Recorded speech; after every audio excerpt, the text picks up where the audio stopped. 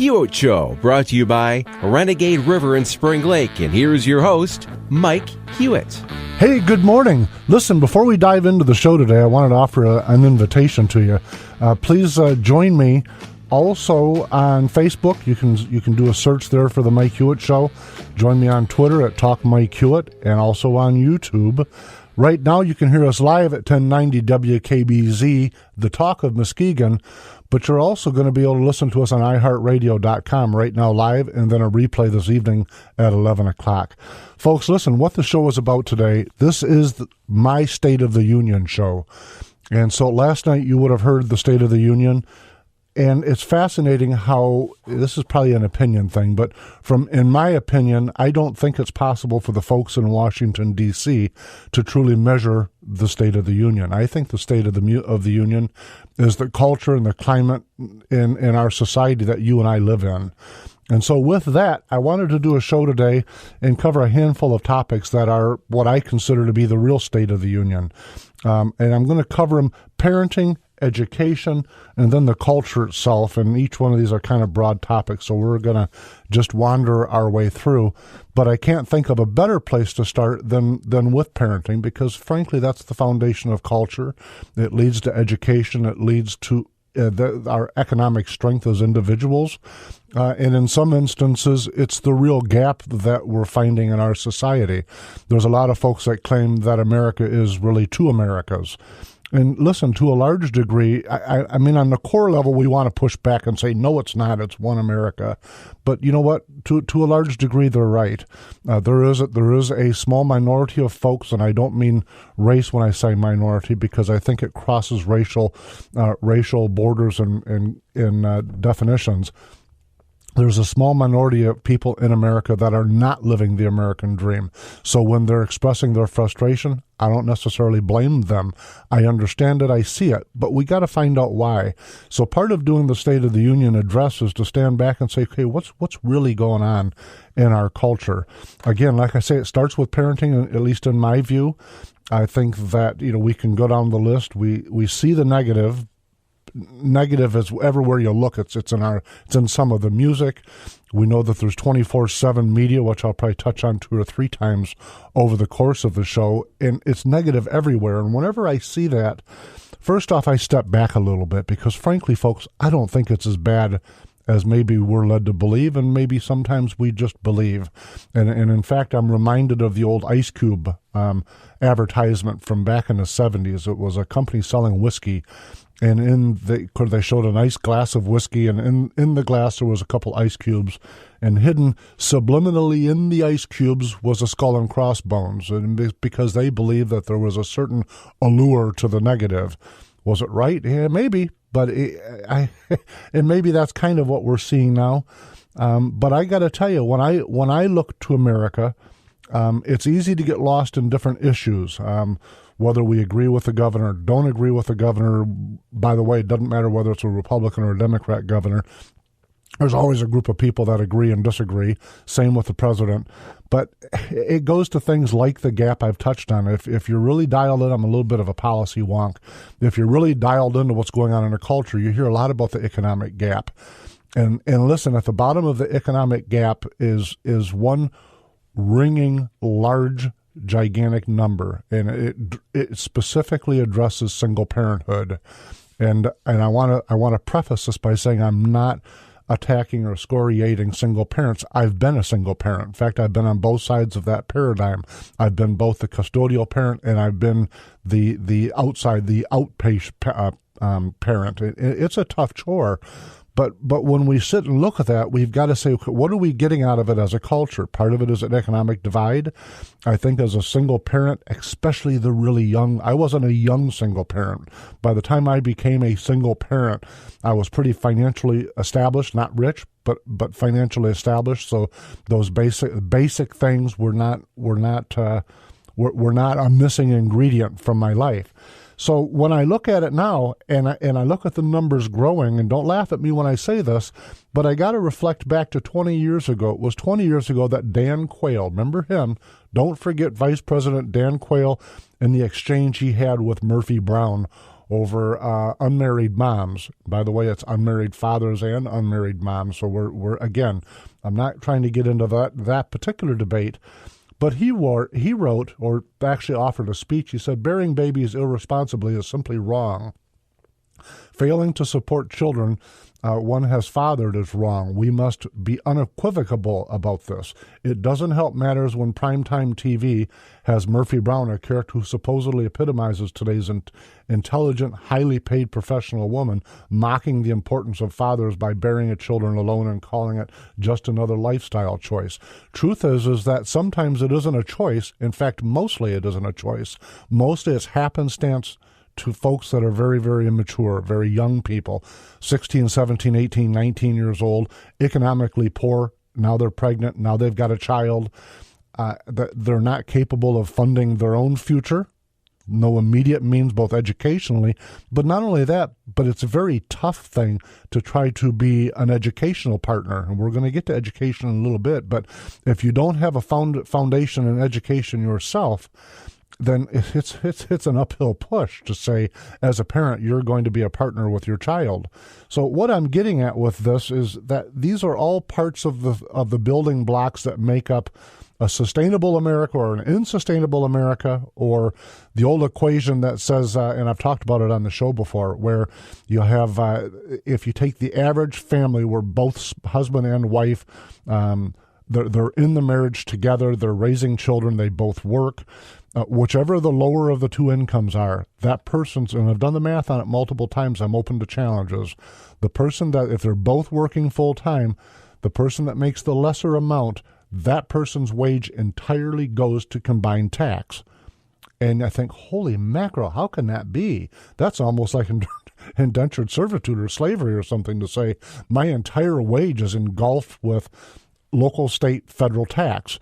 And then I go back to what I was talking about along the path of single parenthood, which leads us to government aid. And I'm not, by the way, I'm not making a positive or a negative comment on that. I'm not trying to make this show a pro or anti-welfare thing, because truth of it is that a 16 or 17-year-old mother with a child is going to need some help. That's just the reality of it, and doesn't matter what my opinion is. It's the reality of it.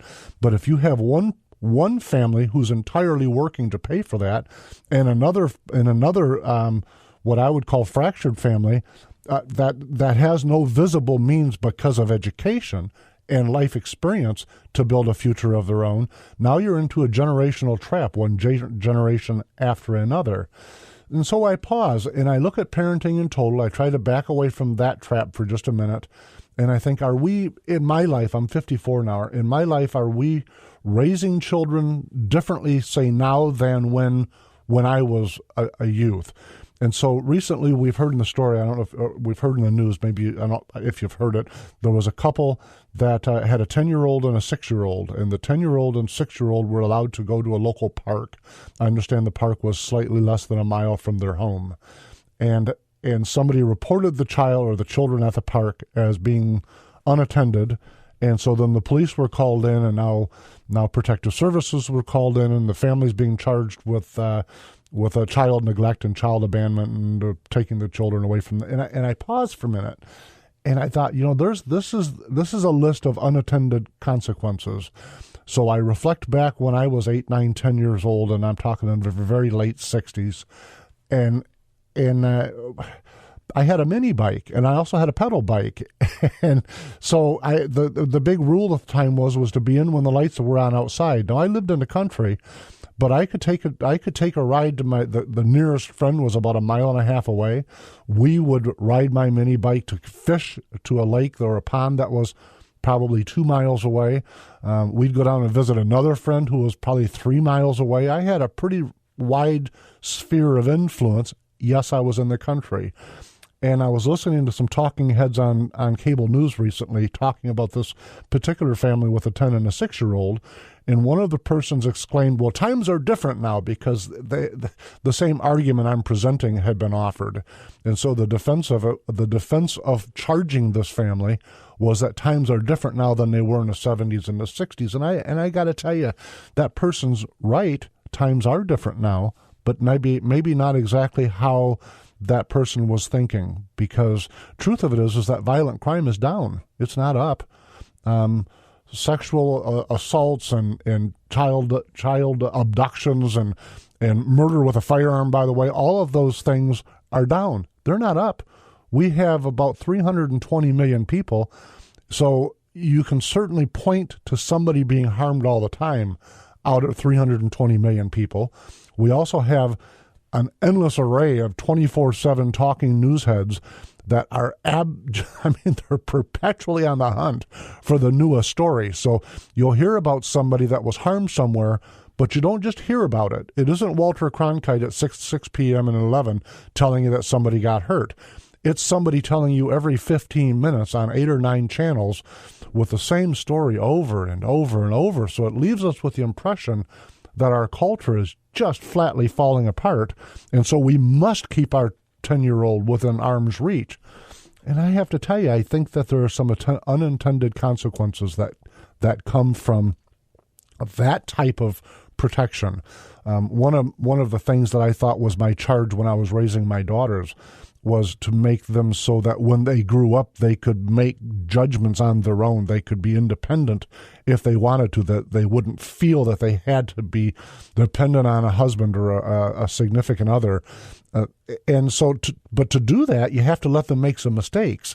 And so I look back and I think I see the percentages are just, to me, they're over the top with a number of people. I think it's 29% of U.S. adults under 35 still live with their parents. Listen, when I turned 18, I looked like I was shot out of a cannon. I did. Boom, gone. Done. Not against my parents, by the way. My father passed away a few years ago, but him and I, we've been business partners. We were friends. We went fishing. We went hunting. We were as close as peanut butter and jelly. So it wasn't that I didn't want to be with him. It's that I wanted to be an adult. And so when I could be an adult, whether I really was or not, I'm sure I'm still not certain I know that, but I was gone and I was independent. I'm very close to my mother. Same thing. It wasn't to get away from somebody. It was to become me. And so I look at our society now, and I'm not attacking anybody that's in that circumstance, that's made the choice, but I'm saying times are different culturally with the way we're raising our children, and I'm wondering about our unattended consequences. When I look at like the recent debate over Obamacare about a 26-year-old getting insurance from his or her mother, and I think 26, no kidding, because in World War II at 26 years old, you could have been a brigadier general in command of a lot of people, and now you're waiting to make sure you got mommy's insurance. And it's something that at 54 I can't relate to, but I think it is part of the state of our union. I believe that. And I ponder if it's a choice that we've made or if it's just happenstance because we've been convinced by a few that these are the choices we've got to do. I think riding all over the place and going for long walks with my friends and staying out until the lights came on made me mature. I believe that now. Maybe I'm just all wet, but some of the choices that the government has made for us, a few while we've stayed disengaged, have been, for instance, when I was young back then and I needed a babysitter, there was an elderly lady down the street, and some of my greatest childhood memories were because of that elderly lady. And of course, nowadays you can't because you got to have licenses and insurances and you got to pay mega dollars. So if you're a young couple and you've got 2 kids, holy mackerel, life has gotten expensive and regimented, and the government has stepped in and told these child care facilities exactly what, when, and how they're going to be teaching and working with your child. And I said, wow, that sounds a lot like the Soviet Union. I'm sorry, but it does. That's what it sounds like. That's what the Soviet policies was. And I'm not trying to be shrill or sensational when I say that, but unintended consequences, we've got to step back on some of these issues. That is the state of our union. And I ask, is it really the direction that we want to go? Listen, on a slightly different note, if you're a small business owner and you're struggling and you're trying to find areas of improvement in your business, consider contacting Plano Consulting, planoconsulting.com, or you can give them a call at 616 414-1137. Plano Consulting, Integrity, Ethics, and Success.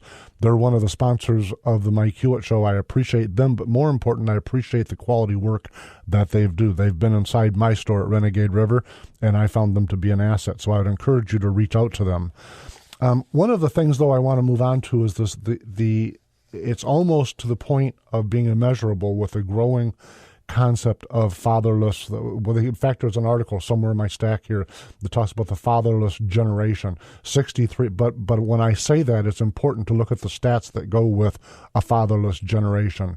And one of the reasons that I'm spending so much time on parenting when I'm talking about the State of the Union is that when we look at stats. Again, I'm not attacking anybody. I was a single parent. But the truth of it is, 63% of youth suicides are from fatherless homes.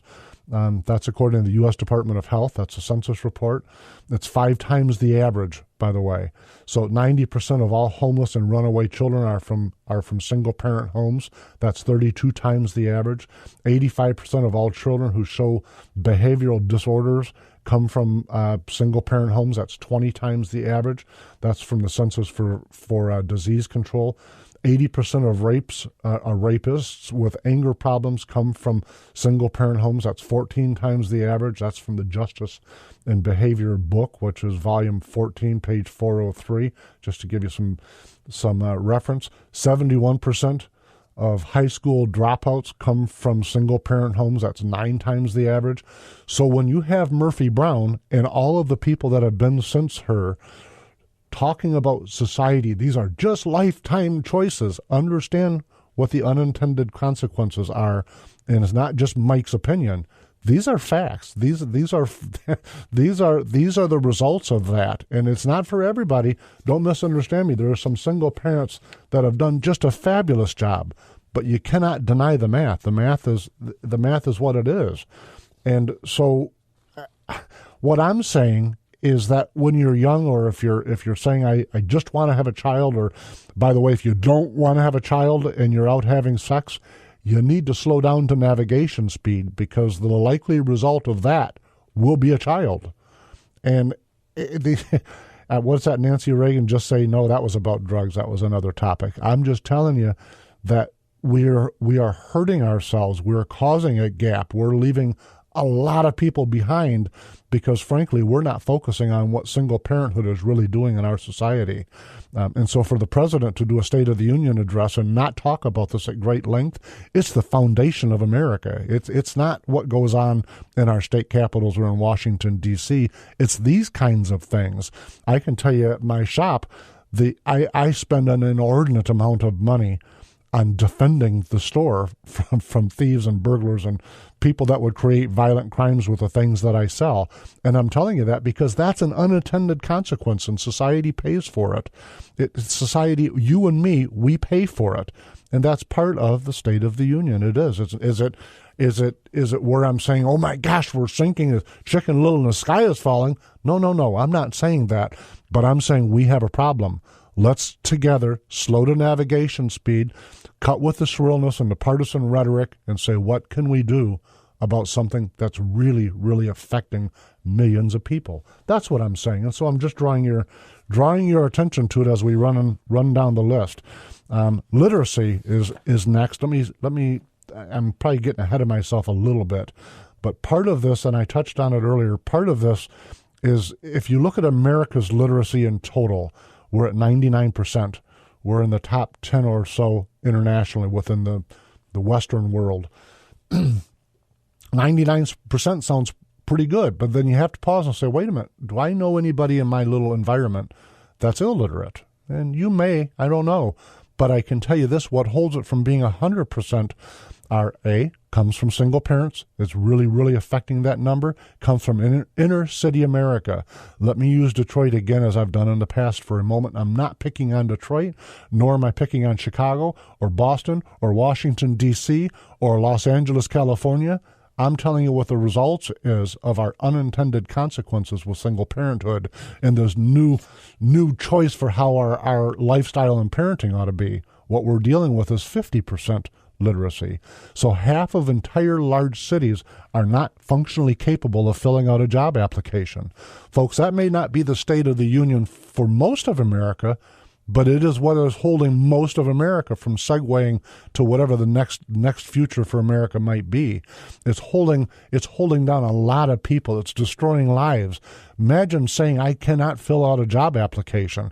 So when we look at violent crimes in those communities, we say, wow, we've got overwhelming single parenthood, overwhelming illiteracy. Are we really surprised that there's some violent crime? People that are frustrated and angry? We can't possibly talk about the State of the Union without looking to those communities and saying, what are we going to do? To me, it goes down. I get frustrated with some of the folks that are on my side of the aisle, by the way, with our mission outreaches to other countries. We'll load a lot of money onto an airplane and have it leave Metropolitan International Airport in Detroit, and it'll go to some far-flung away country that most of the populace there hates us. And I think, hey, did you folks notice that the people in Detroit on your way to the airport, they need your mission, they need your outreach, they need some help with literacy.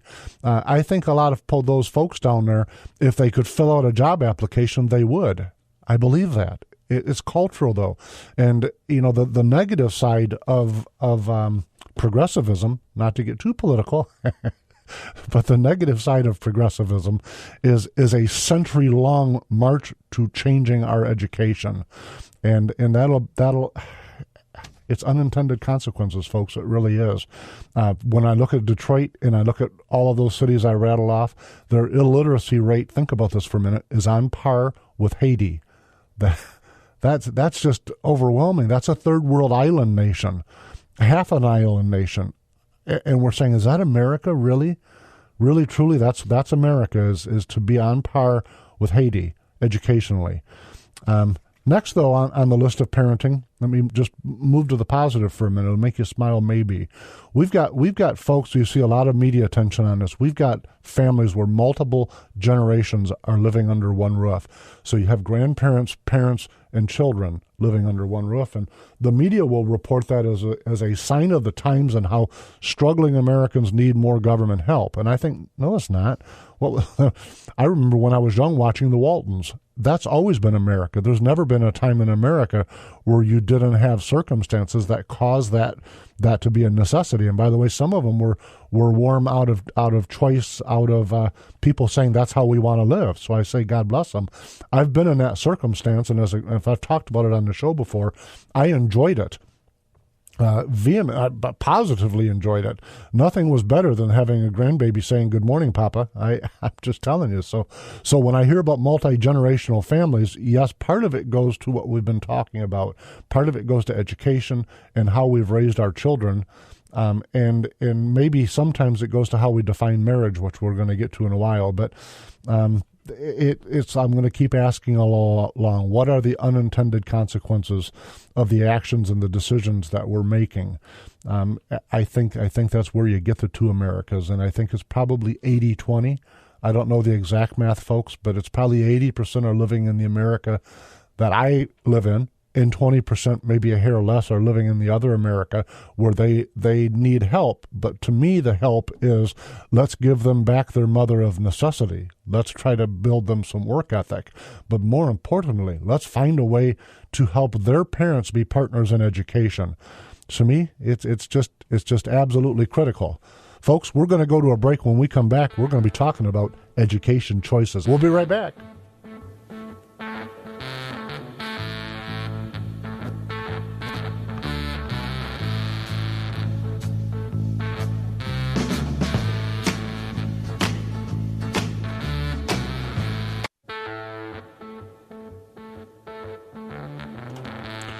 Welcome back to the Mike Hewitt Show. My name is Mike Hewitt, and today I'm working on the State of the Union address because, like I said before, I firmly believe that the State of the Union can't be measured in D.C. It's got to be measured with what's going on in your life and in my life, right here in the community.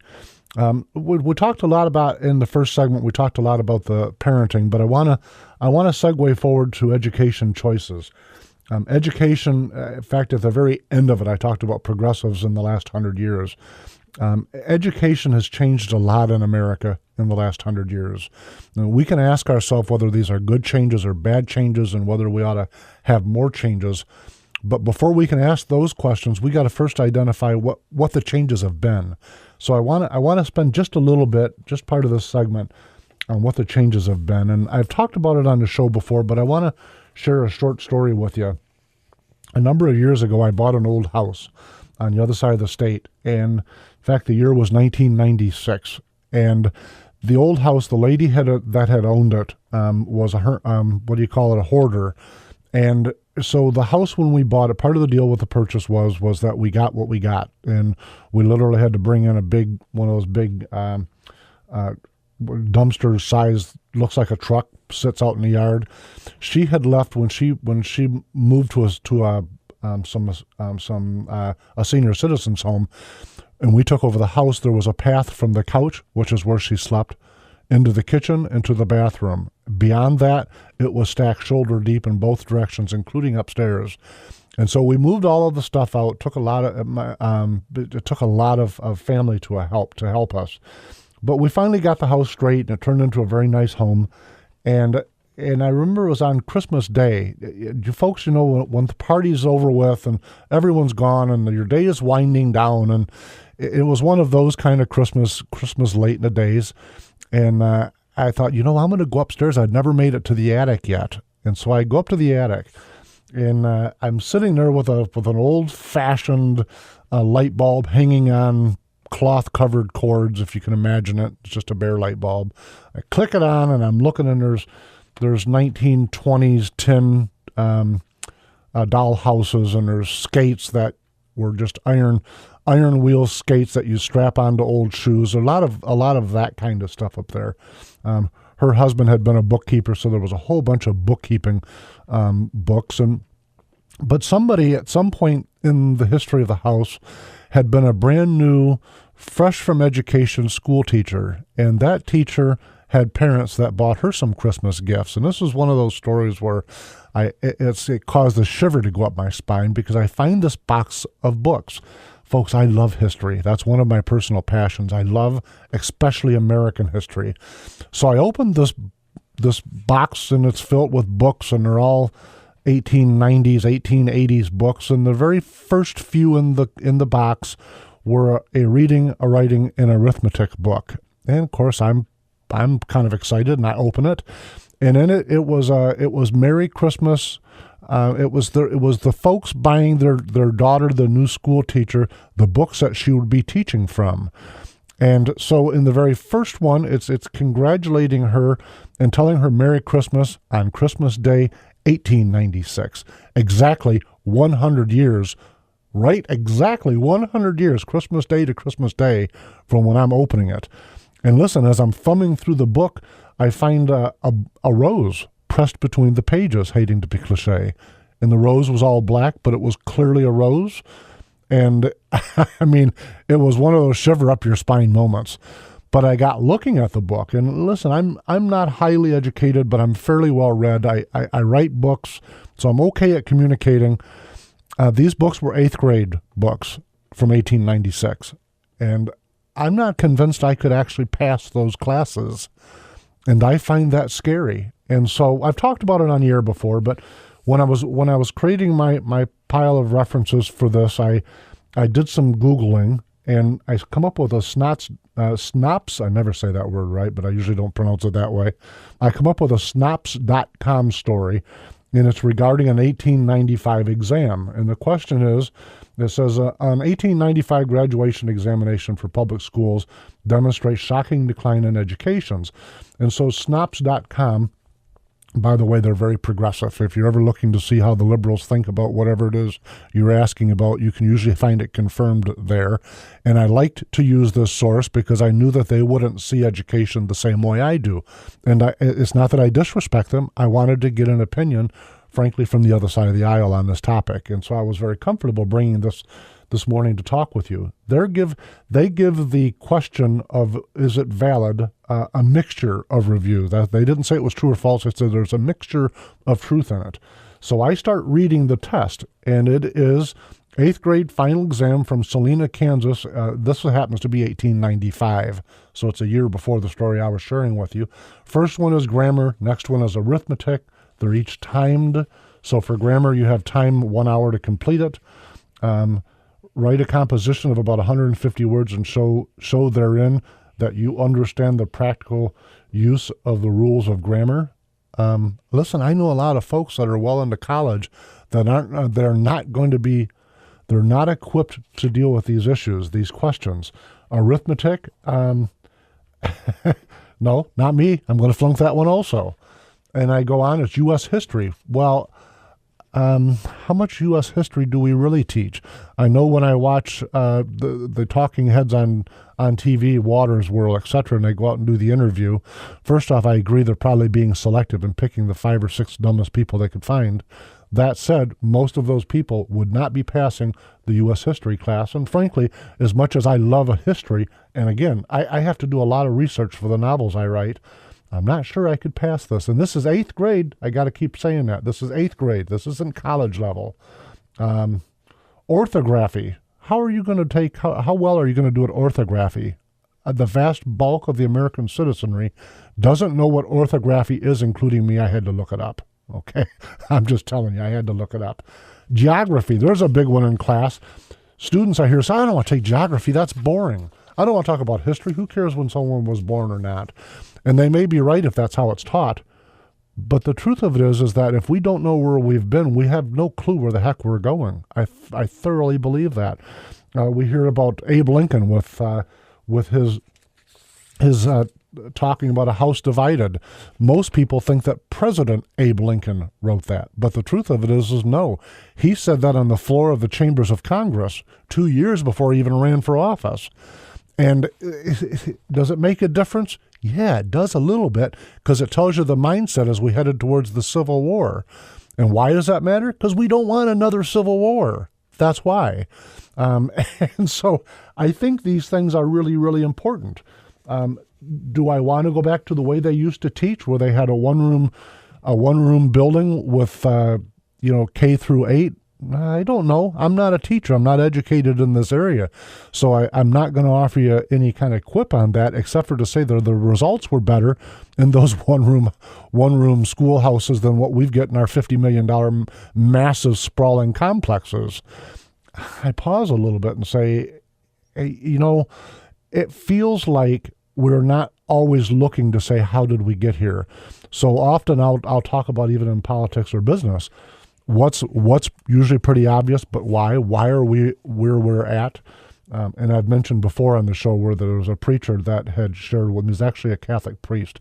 He had shared with me his belief, and he documented it, that somewhere during the Industrial Revolution, about the time that these tests were being passed out, by the way, that there was a decision on a hierarchy level, not necessarily elected officials, but wealthy people, that they wanted to have, as we headed towards an industrial America, they didn't want to have a society filled with critical thinkers. They wanted to have a society that could pull levers and push buttons. And so the way the theory goes is that they looked to Europe and asked the question of how has Europe been educating their soldiers that would march left and then march right without asking why they were marching left or marching right. And they adopted a lot of the educational processes from that. Listen, I wasn't there, so I'm not telling you I know that for a fact, but that's what was shared with me. And I found some evidences to suggest that those kind of decisions were made. And if that's true, and there were reasons, heck, I don't know. I can't make a judgment now. It's too late. But what we can do is we can pause for a moment. We can slow to navigation speed, like I said, and say, okay, we know why we got here, or we can guess why we got here with education, but is it time to change directions? And what I mean when I say change directions, recently we had a young man named Yuri on, and he's a student currently at Grand Valley State University, but he's educated, he's a citizen of the Czech Republic. And he talked about how in his educational background, he had middle school and elementary and kindergarten, much the same as we do, but they had 5 high schools. And so over the course of you going through lower school, your academia, your personal choices and desires would guide you in the direction of which school you needed to go in. Now, I'm not advocating that we change to that, but I will share a short story with you on that topic. I was at a meeting recently, and the person that was leading the meeting was talking about education, and I offered Uri's comment, and the person said, "Well, we're in America, we're not socialist." And the irony to that is that Uri probably thinks that us educating everybody the same is socialist, and he's probably right. His attitude is I said, well, wouldn't the person that ended up in the lower high school feel insulted? He said, I don't know, but I work really, really hard to be in the upper one, and anything different is socialist. And got to tell you, it's hard to argue with that logic. It really, really is. So I don't know if we need 5 high schools, but I will tell you on that topic, and folks that have listened to the show before have heard me whine about it, I think that when I look to what we're doing in high school right now, to me it defies common sense. In the state of Michigan, we have an average graduation rate of high school, an average graduation rate of college for those that graduated from high school of roughly 25%. So 25% of the folks that graduated from high school went on and graduated from higher education, and yet we've got 95% roughly of our curriculum in high school, college preparatory, and I'm not certain I know how much that makes sense to me, but it does cause me to pause and say, again, let's slow to navigation speed and let's ask if there's a different path. So listen, we're going to go to a break, and when we come back, we're going to pick right up on that topic and say, what's a different path to go on? Folks, we'll be right back.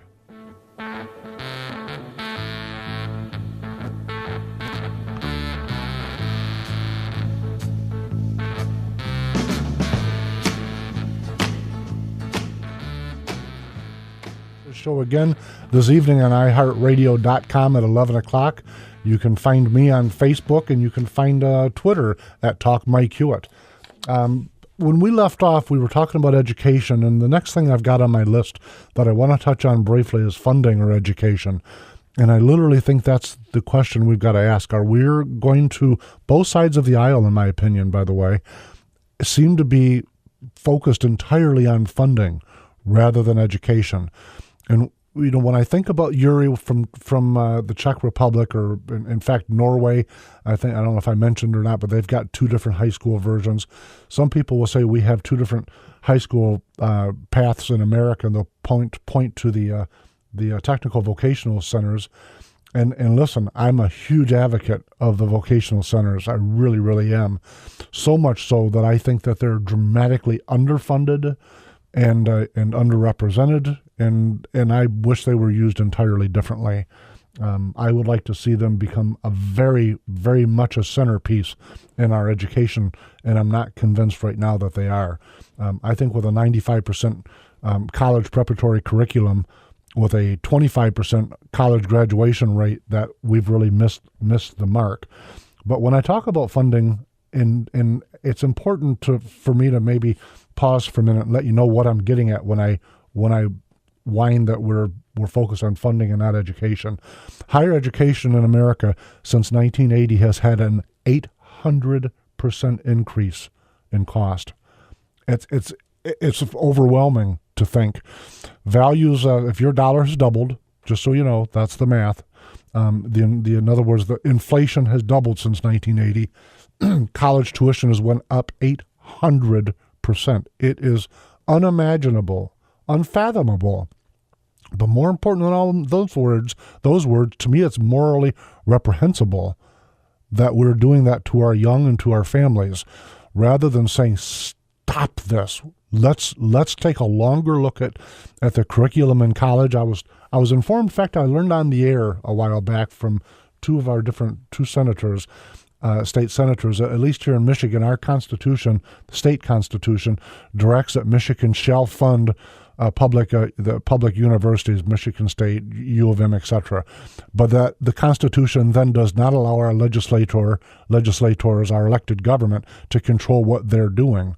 And other than, by the way, voting for regents, we can do that, but unfortunately most people don't know who or what a regent is. And so it leaves us where we've got the faculty at U of M, the top, what was the math? The top 16 of them making $1 million average apiece. 800% increase with college campuses multiple times larger than they were in 1980. Those things I find fearsome, especially folks. We talked about the 25% graduation rate for the universities or for colleges, but then when I look at those folks that attend, I haven't added up the math entirely, but we can run down it real quick, just touch on some. Wayne State University, of the people that sign up to go to Wayne State University to have a graduation rate of 28.1%.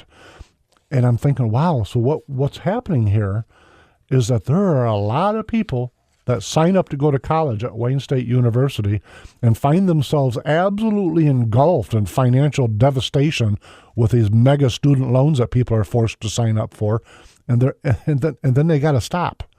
Folks, that's wrong. That's wrong. And I don't agree with President Obama where he thinks that he's going to make community colleges free. Folks, you know this. Now that we see how expensive health care has become after the promise of free, we know that there's no such thing as free.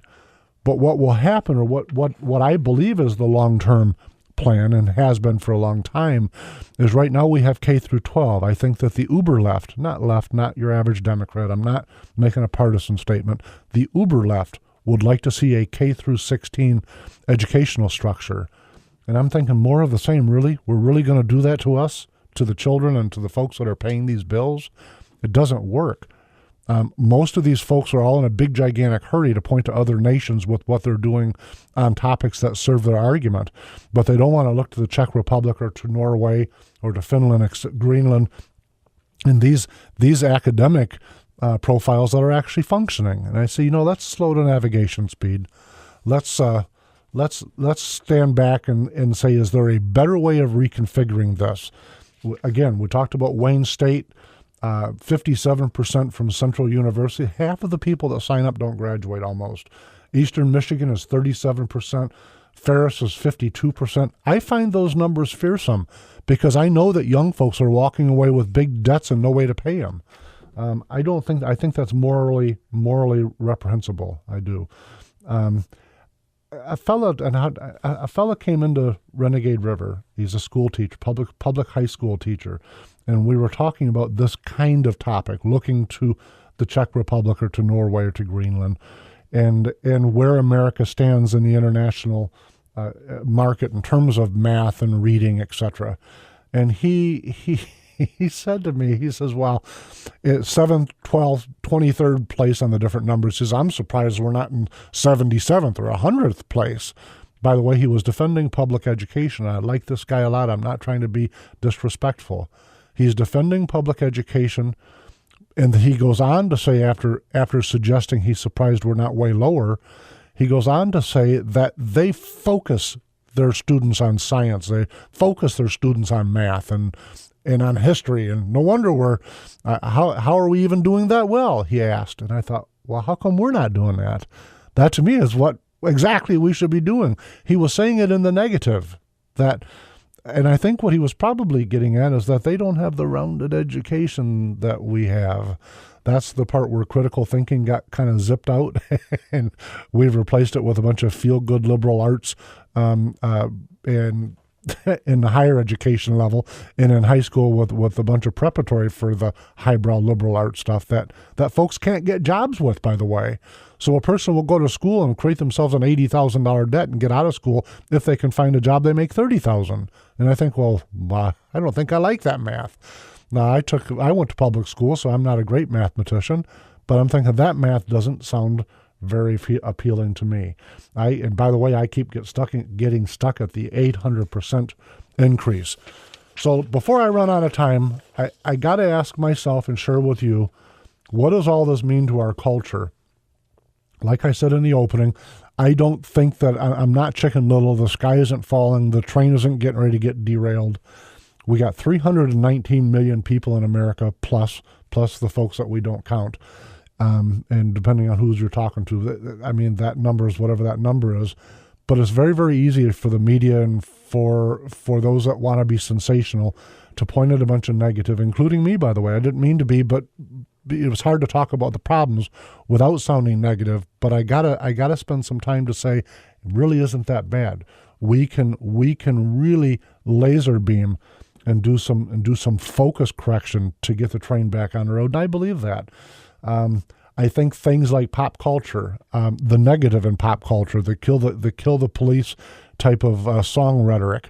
I was watching a cartoon aimed at 4, 5, 6-year-olds. It was about race cars, and the cars are racing around, and of course the cars talk, and their wheels act like hands and legs, and the bumpers are smiles and eyes. And I was sitting with some grandchildren, and we're watching this together, and all of a sudden, right in the middle of it, one of the cars is a police car. It comes out of nowhere, and it swings around, and it bumps the cameraman car out of the way, and very negatively, very aggressively. This is the police. You're not allowed to take pictures here. And I'm thinking, really, that's what we want to teach our 4 and 5-year-olds that police are, because of the tens of thousands law enforcement personnel there are in America. The media focuses on 3 or 4 incidences, and we need to teach our 5-year-olds that those incidences represent all of American police law enforcement. Those things to me are counterproductive. Those things are not advancing the America. They're not making our State of the Union better. And so as parents, talking about parenting, as parents, we need, in my view, to silence that from our children's lives. Push that negative out of it. Pay attention to what's going on. Culture, violent crime is down. It's the lowest since 1975 on all measures. By the way, how would I be remiss if not pointing out again that while violent crime is down, it's going down at the exact same rate that concealed carry laws are growing more liberal. Yes, more liberal, meaning you have a right. And so the more that goes up, the more violent crime goes down. These are good things. Are we a divided nation? I hear that a lot. We're a divided nation. We're more divided now than we've ever been. You know, folks, I'm happy to report that's just not true. Okay, we had a civil war. We were pretty divided during a civil war. If you read back about the socialist gatherings in the 30s, big groups of people getting together under a Leninist flag. All of those things are behind us. You know, and you talk about the Soviet Union and all of the threats that come out of that. The State of the Union is most of those threats are gone. We used to have a common enemy, and it was the Soviet Union. There are some folks in our leadership that would make the common enemy you and I. They would divide us. Don't let them do that, please. That's not the state of our union. That's the state of some misguided leadership in D.C. That's not you and me. I don't believe you and I are divided whatsoever. So, folks, that's just how I see it. That's been the State of the Union for me. I never got to marriages, so you can bet we're going to talk about it next week with expectations and how to approach a marriage. In my view, meaning not 50-50 doesn't work. It's got to be both people saying 100-100. We've got to teach our young people, in my view, to understand what marriage is before they delve into it. It's not fun. It's not like going to Cedar Point. So we got to get married for the right reason. We got to be willing to trade. We got to give 100 without expecting anything in return. Those are the things that make the state of our union stronger. Reduce crime, reduce single parenthood. That's what we've got to strive for as a team, folks. So listen, I appreciate you listening. We'll be back next week. Thank you very much.